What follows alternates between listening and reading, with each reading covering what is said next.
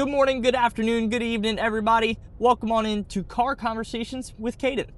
So, my wife cut my hair a couple days back, and I'll show a picture on here how massive, how afro-y it was. And I even sent a video to my brother-in-law and was like, yo, look at this when I combed through all of my hair.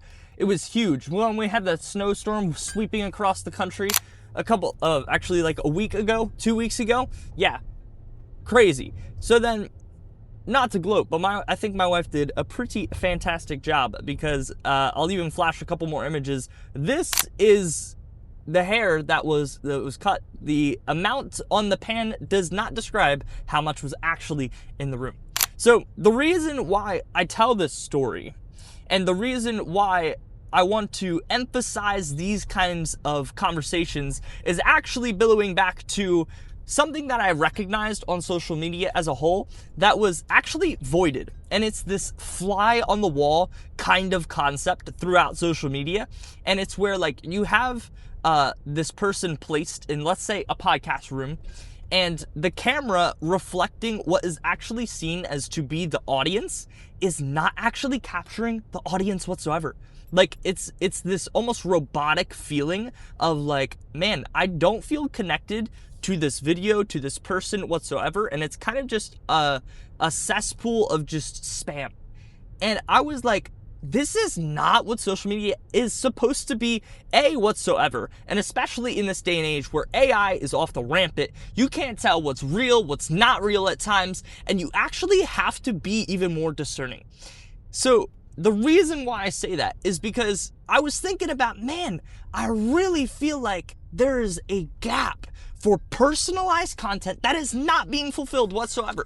So I was like, okay, Lord, how can I be the light in this kind of space? And I was thinking about, man, majority of people drive. It's perfect. It's the perfect opportunity, because all I can do is just, oh, wait a minute. If the camera is the person, then I was driving with the person in the passenger seat. Then I'm going to talk to them like they're in the passenger seat. It really works out. Anyways, I get really passionate about that. So back to the story. Now that you all know why I'm doing these car conversations, now we're here. Welcome on in. Welcome to my Ford SUV, the family vehicle. So my wife cuts my hair, right? Massive. But it was a delayed thing of the time frame of me actually needing a haircut to the point of it actually getting cut. And my hair was starting to get a little annoying in the back of my neck, and then it started to itch my ear a little bit, in the wrong way. I was just not having it. And it was becoming a really, really nuance, or a big nuisance is the word I'm looking for here. And that was annoying.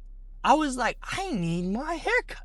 But it went from getting the scissors from my parents to then having it in our house, and then all of our evenings get taken up. And it's like, man, this is just so annoying.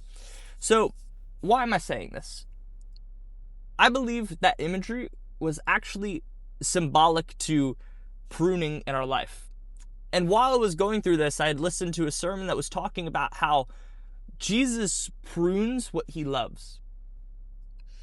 And how what is actually pruned, think about it in a plant, actually leaves room for something in order to grow in even more abounding fruitfulness. So we can often see things of pruning as a bad thing, as something that is painful, as something that is strugglesome, as something that is toiling with. But if we submit ourselves under the idea that says, you are the potter, I am the clay, that says, you are the vine dresser, and I am the fruit. Actually, I'm the plant, and you are the one that bears fruit within me. And we align ourselves into this category that says, I am not my own shepherd, you are my shepherd. And this place of submission to the Lord, then all of a sudden our mindset flips to when something in our lives that is not producing fruit. Because if we look back to that passage in John 15 where Jesus says that I am the vine and no one can bear fruit without me, then that recognition of saying, okay, wait a minute,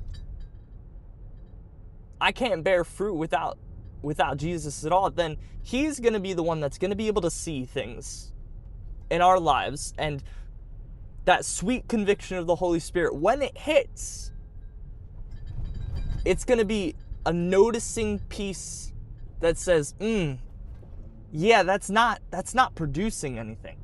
That's actually something that is dead. And what the piece that we don't see, particularly with a plant, is that when something is dead and it's not producing anything that is beneficial to the rest of the tree, it actually begins to bog down the rest of the fruit, and it begins to poison everything else that is good.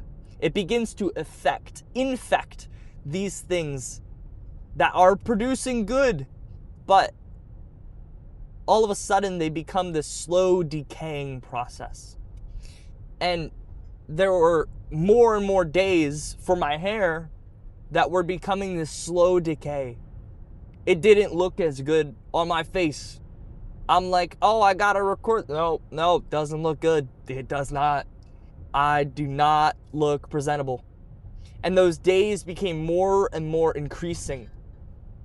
So the question I want to submit to you today is, what is the thing, what is the hair, quote unquote, in your life that it's like, man, if I keep this around, if I keep letting this be burrowed away and keep coiling back my branches and don't let this be pruned, then my plant, then my tree, my life will not be bearing the life that Jesus has called me to. What is that? Take the time to pray and reflect and see what the Lord puts on your heart. God bless you guys. Catch you on the next Car and Conversations.